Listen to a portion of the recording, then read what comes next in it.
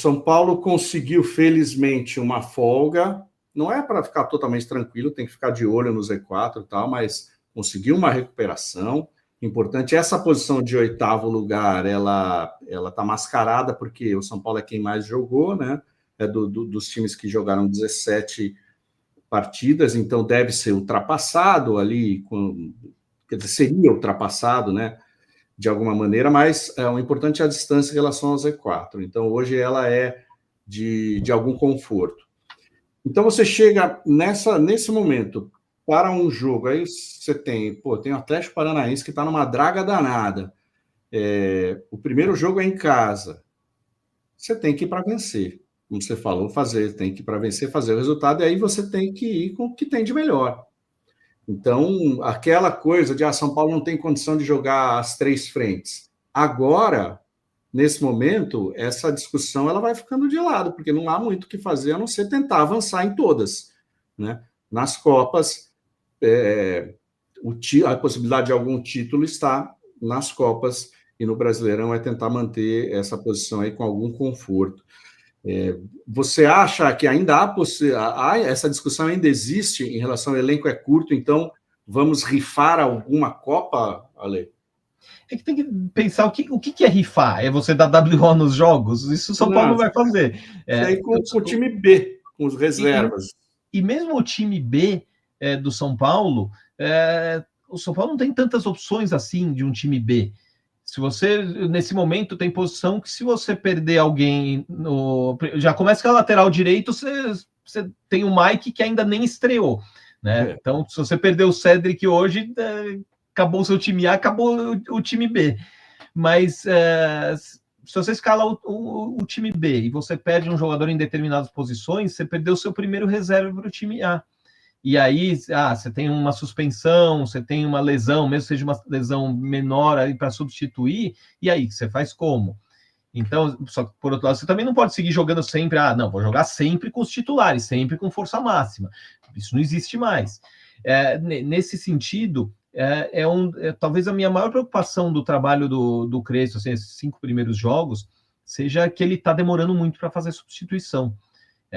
Considerando essa questão física, e eu não estou nem falando da parte tática, porque o São Paulo vem jogando bem, então, pelo futebol que o São Paulo está jogando, não tem sido necessário fazer substituição tão rápida. Eu penso mais nesse lado do desgaste.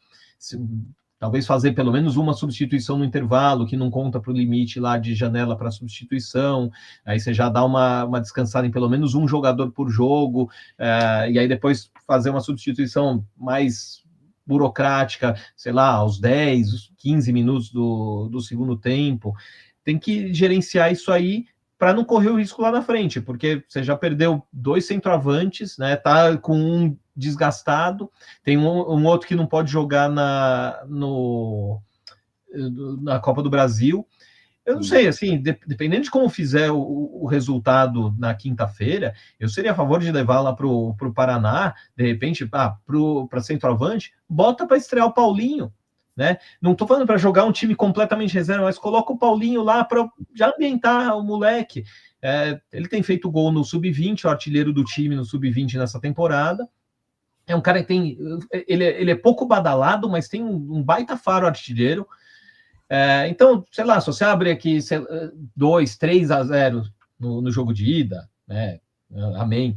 Mas você de repente pode entrar com o Paulinho. Você mantém um time mais experiente, mas em volta de um garoto. Você dá uma economizada na sua posição, dá um descanso pro André, não corre o risco de ter ele lesionado nesse jogo e vai dando casca para um garoto da base. Porque um grande problema que o São Paulo tem tido nos anos recentes, que tem sido evidente no Campeonato Paulista, e isso não só agora, nesse último, mas praticamente todos desde que... Não, já faz algum tempo, isso é algo que a gente já fala já há quase uns 10 anos.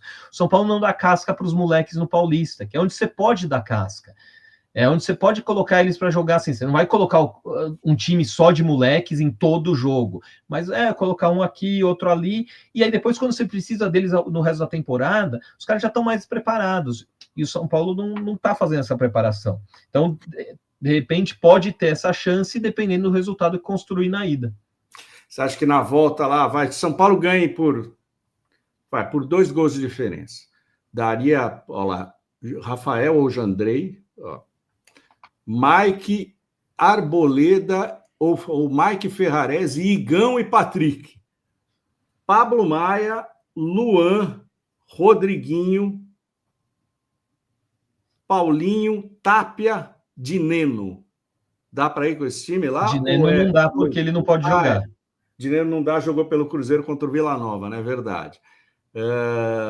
E quem mais é um atacante? Ferreirão, pronto. Ferreirão, Tapia e Paulinho, sei lá. Eu acho que precisaria, com 2 gols de diferença, você precisaria ter um time mais veterano.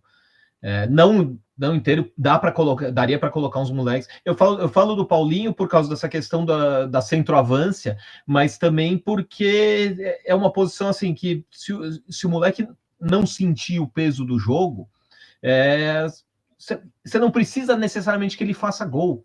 É óbvio que vai ser muito desejável que ele faça gol, mas assim, se ele não fizer gol, não vai ser um desastre. Basta o São Paulo não sofrer gol ou arrumar gols a partir de outras fontes. É mais assim para dar essa experiência para ele, porque o São Paulo pode vir a precisar dele.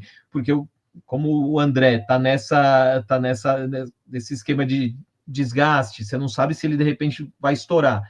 Se ele estourar, você vai ter que se virar com o Dineno e só o Dineno. E o Dineno não podendo jogar a Copa do Brasil. Então, o Paulinho, bem ou mal, ele tá nesse quebra-cabeça.